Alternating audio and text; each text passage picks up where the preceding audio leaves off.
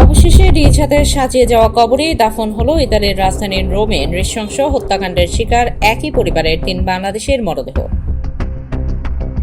শুক্রবার সকালে দেশে পৌঁছানোর পর পারিবারিক সিদ্ধান্ত অনুযায়ী জানাজা শেষে রাতেই দাফন সম্পন্ন করা হয়। নিহতরা হলেন নোয়াখালীর কোম্পানীগঞ্জ উপজেলার চরকাকড়া ইউনিয়নের ৫ নম্বর ওয়ার্ডের বাসিন্দা কামাল উদ্দিন বাবুল, তার স্ত্রী এবং ৫ বছর বয়সী কন্যা সন্তান আরোয়া ইসলাম আরিশা। একই ঘটনায় গুরুতর আহত হয়েছেন পরিবারের একমাত্র ছেলে অয়ন। মানবিক বিবেচনায় বাংলাদেশ দূতাবাসের সহযোগিতায় বিশেষ পাসপোর্ট পেয়ে মরদেহের সাথেই দেশে এসে জানাজা ও দাফনে অংশ নেন অয়ন।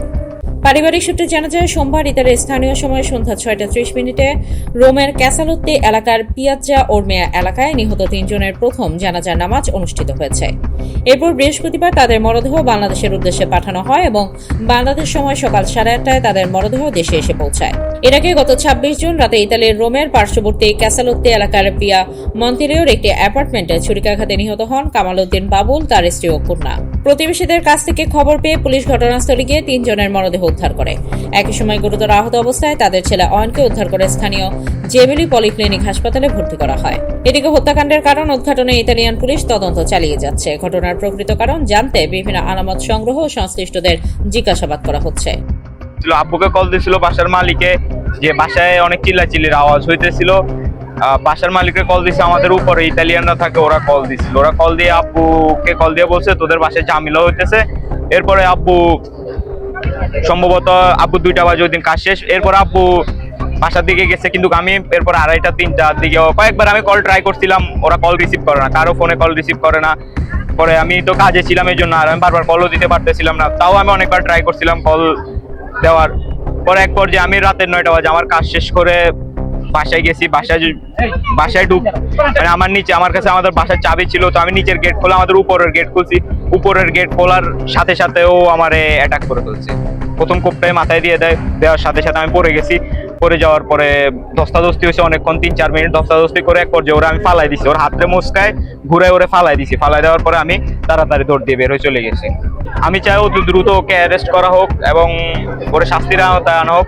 আর ইতালিয়ান পুলিশ স্কোয়াদ্রা মোবিলে গোয়েন্দা বিভাগ, ওরা ওদের সর্বোচ্চ দিয়ে কাজ করতেছে ওরা অ্যারেস্ট করার জন্য, বাকিটা ওরা জানে। উল্লেখ্য, ২০২৫ সালের ২রা জুলাই চরকাকড়া ইউনিয়নে তাদের বাড়ির সামনে লাল বাহিনী নামের একটি কথিত ডাকাত দলে রেখে যাওয়া একটি উড়ো চিঠি পাওয়া যায়। চিঠিতে পরিবারের কাছে টাকা ও স্বর্ণালংকার দাবি করা হয়। দাবি পূরণ না করলে ছেলে নাতিকে হত্যা সহ পরিবারের নারী সদস্যদের উপর নির্যাতনের হুমকি দেওয়া হয়েছিল বলে অভিযোগ করেন স্বজনেরা। পরে নিহতের বাবা সিরাজুল ইসলাম নিরাপত্তা শঙ্কার কথা উল্লেখ করে কোম্পানীগঞ্জ থানা স্থানীয় সেনা ক্যাম্পে লিখিত অভিযোগও করেছিলেন বলে পারিবারিক সূত্রে জানা গেছে। নিহতের বাবা সিরাজুল ইসলাম বলেন, আমার ছেলে দেশের ছুটিতে এসে কবরস্থানে মাটি ভরাট করেছিল, সেখানেই তাকে স্ত্রী সন্তান সহ দাফন করা হয়। নৃশংসভাবে ইতালিতে খুনি সাদাতের হাতে খুন হয়েছে। যে এই নৃশংসভাবে যে খুন হয়েছে, এটার সুখ আমরা কোনোভাবে ওনাদের পরিবারকে সান্ত্বনা দেওয়ার ভাষা আমাদের নাই। আমাদের এখানে যখন উনি দেশে যখন অবস্থান করছিলেন, তখন উনি আমাকে একটু হুমকির কথা বলছিল। আমরা ওনাদের এখানে সার্বক্ষণিক পুলিশি সহায়তা দিছি এবং আমরা ভাড়ার ব্যবস্থা করছি। উনি সুষ্ঠুভাবেই ইতালিতে ফেরত গেছেন এবং প্রায় ১.৫-২ বছর পর্যন্ত আর কোনো সমস্যা ছিল না। পরবর্তীতে ওনাদের মধ্যে কি হয়েছে আর আমরা জানি না। ইতালিতে যেহেতু কোনো হয়েছে, ইতালি পুলিশ ওখানে নিয়মিত মামলা রুজু করেছেন এবং ইন্টারপোলের মাধ্যমে সারা বিশ্বের মধ্যে ওনাদের রেড নোটিশ জারি করা হয়েছে।